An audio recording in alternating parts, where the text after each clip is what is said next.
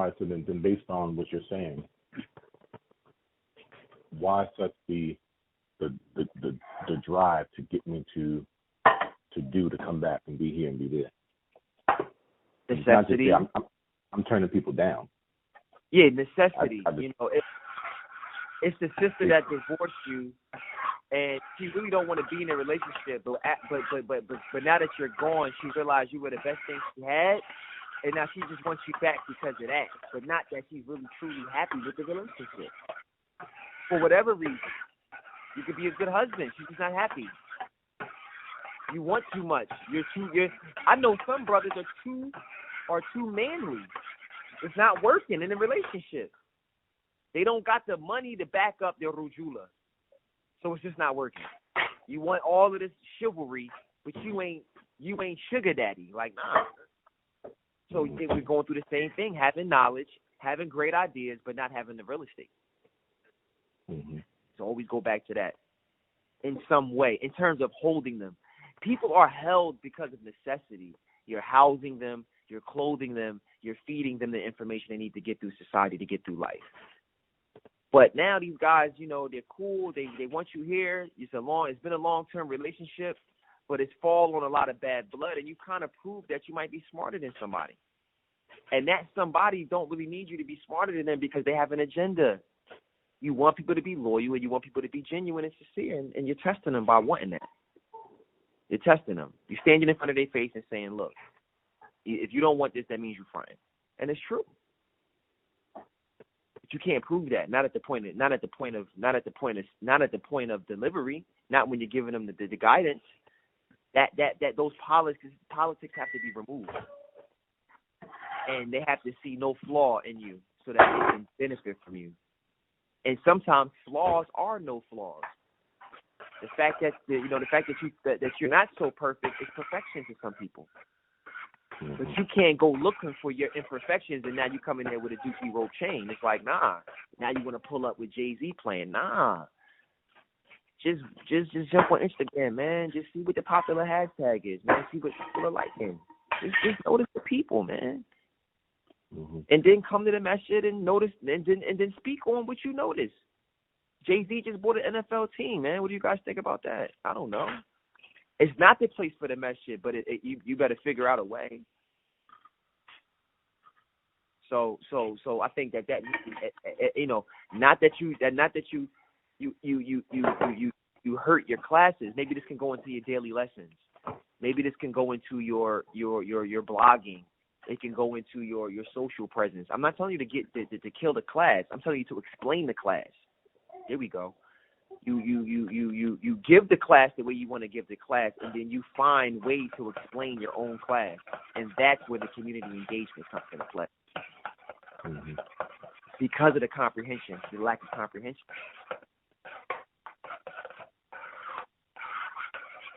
It's kind of dope. Mm-hmm. So then, what you're saying is that brings us right back into the space of Shopify again. The site has to become cultural. You said what? You say you're bringing us back to Shopify. The site has to become cultural.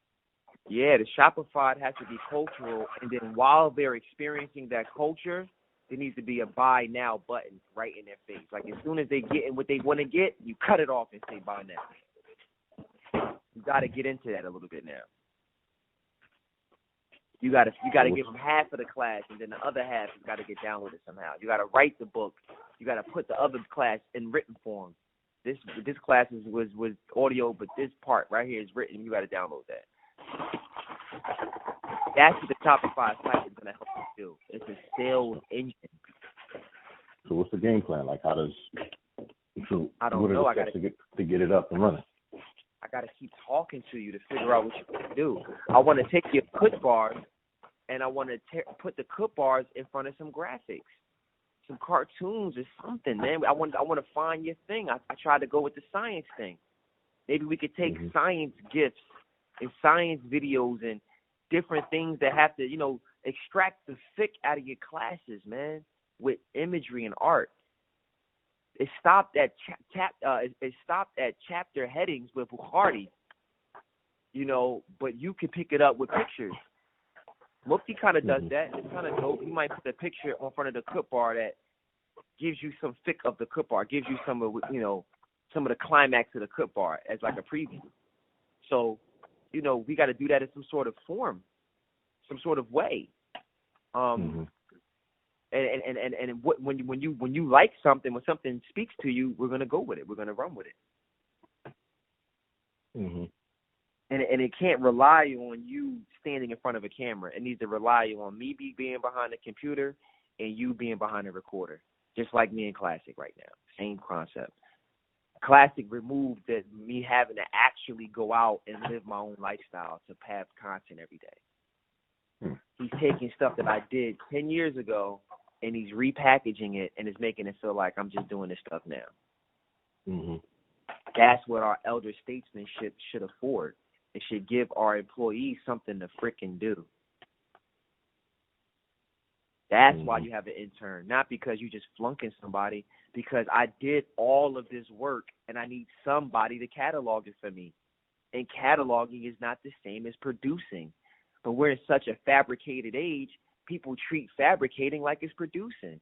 Or they treat, cataloging like it's fabricating, like everything is just out of its place.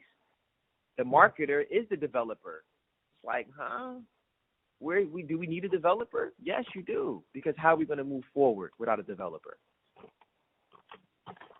And that's taking place in every facet of every industry. You have to remove the middlemen, not for the sake of not wanting to pay somebody, but let's see what the core of this thing is. What is the foundation of what we're so fanatical about? And then let's scale out and zoom out. Let's do it that way, and then let's see where we're at in that proximity. And you may find something to do. Oh, okay, wow, this is missing. Okay, boom, I can write this. I can wrong that. Sweet. But when you're face down in it, and you don't know where you're at, you be all in the Kool-Aid and you don't know the flavor. Mm-hmm. So you get a class. The class goes over most of the people's head. Okay, sweet. Now you blog about the class. Now you take the kut bar and you build your kut bar around that class. Now you do all of these other things during that week that help people comprehend that class. You know what I'm saying? So with that being said, you're in a situation where, you if you're not sure if they get it, or if you're not sure if they got it, now you're in a position where you can say, oh, okay, boom, boom, boom. I'm bringing all of this extra information, all of these extra layers. I'm building all of this up around the class. Now, if you don't get it, or if you miss it, I'm bringing you back in. I'm pulling you back to the source, which is my pure teaching style, the way I really want to disseminate. So you kind of get the best of both worlds. You don't have to go and produce new content for different audiences. You repackage the same content for different audiences, and that's your week. That's what you're doing this week. Mm-hmm. So class, you got daily lessons. You got the Kitab al-Tawheed. You have what's the other class? Maxims of Tafsir. And the Maxims of Tafsir. Okay, you give those classes. The book of Zuhud and Wara'. The book of Zuhud and Wara'. Now, so you go through those classes. Do it your way. Don't let anybody interrupt unless you call on them. I call on you. When I call on you, you give me what you got, then I shut it down. Bam. At the end is open class, open questions. That's the middle course and what I was saying and what you're doing. Then, based off of that question and answer session, which that question and answer session might get printed out. Ooh, now you're doing that for yourself. Now you might take something from that question and answer session, and then you got a blog post now. Then, because of the question and answer session, you realizing that, okay, people really don't understand the subject in totality. So how many other people are missing this? Now you put that on Facebook. You get people on Facebook now to come to the original class. And that's your cycle. That's your cycle. Every week. Boom, every week. So now I don't miss it. You don't got to tell me, yo, check out the website. Everything is calling me to that jewel that you gave me last night. Everybody's vibing off that jewel all the way through the week. Mm-hmm. Everybody's vibing, everybody's posting, everybody's sharing little points, little benefits, little highlights, and all of it's calling you back to that original class, and all of it's calling you back to the website. That class, when you get to that class, eventually that class might be for sale. Mm-hmm.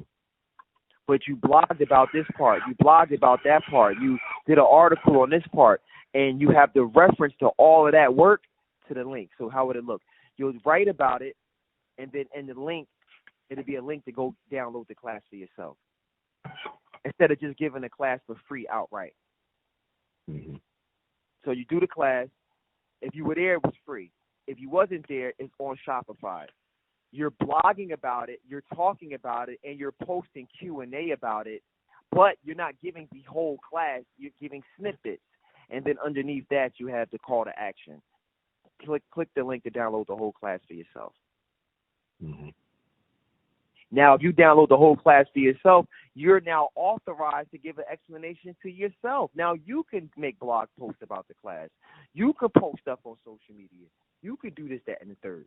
You do whatever you want. Mm-hmm.